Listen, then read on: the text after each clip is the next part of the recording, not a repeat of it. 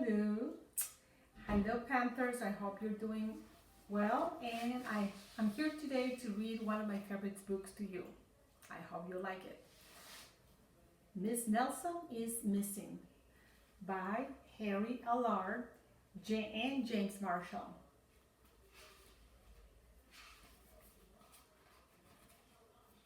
Miss Nelson is missing. The kids in room 207 were misbehaving again. Speedballs struck to the ceiling. Paper planes whizzed through the air. They were the worst behaved class in the whole school.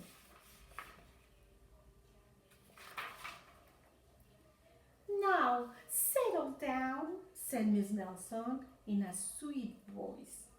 But the class would not settle down. They whispered and giggled. They squirmed and made faces. They were even rude during story hour. And they always refused to do their lessons. Something will have to be done, said Miss Nelson. The next morning, Miss Nelson did not come to school. Wow, yelled the kids. Now we can really act up. They began to make more speedballs and paper planes. Today let's just be terrible, they said. Not so fast, hissed an unpleasant voice.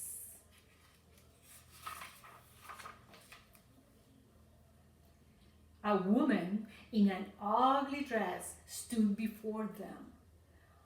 I am your new teacher, Miss Viola Swamp. And she rapped the desk with her ruler. Where is Miss Nelson? Asked the kids. Never mind that, snapped Miss Swamp. Open those arithmetic books. Miss Nelson's kids did as they were told. They could see that Miss Swamp was a real witch. She meant business. Right away, she put them to work, and she loaded them down with homework. We'll have no story hour today, said Miss Swamp. Keep your mouths shut, said Miss Swamp. Sit perfect still, said Miss Swamp. And if you misbehave, you'll be sorry, said Miss Swamp.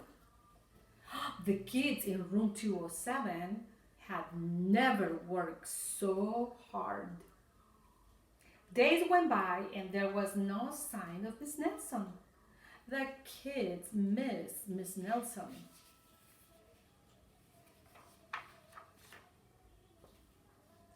Maybe we should try to find her, they said. Some of them went to the police. Detective Max Mugg was assigned to the case. He listened to the story. He scratched his chin. He said. I think Miss Nelson is missing. Detective Max Mugg would not be much help. All the kids went to Miss Nelson's house. The shades were tightly drawn and no one answered the door.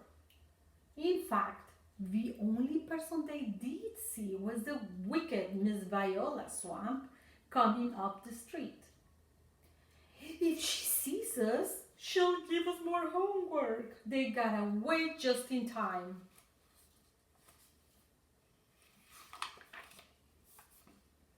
Maybe something terrible happened to Miss Nelson. Maybe she was gobbled up by a shark, said one of the kids.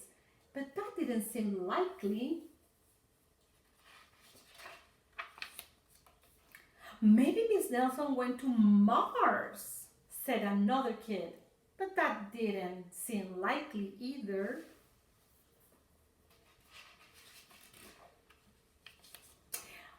I know, exclaimed one know-it-all.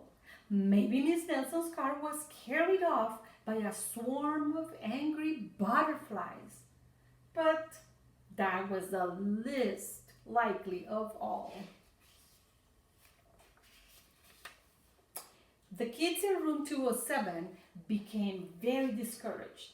It seemed that Miss Nelson was never coming back, and they would be stuck with Miss Viola Swamp forever.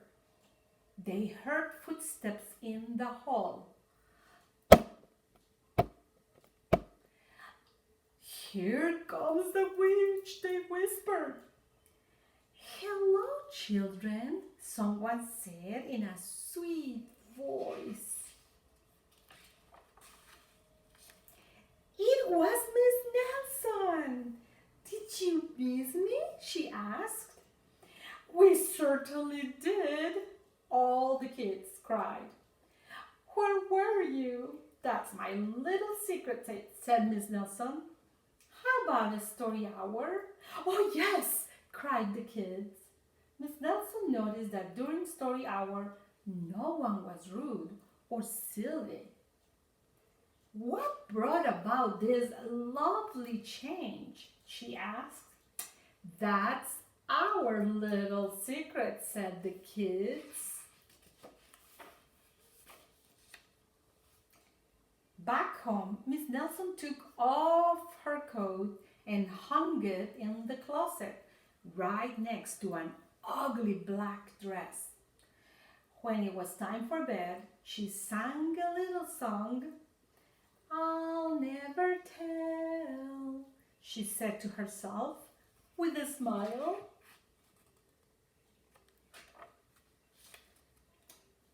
P.S. Detective Max Mogg is working on a new case.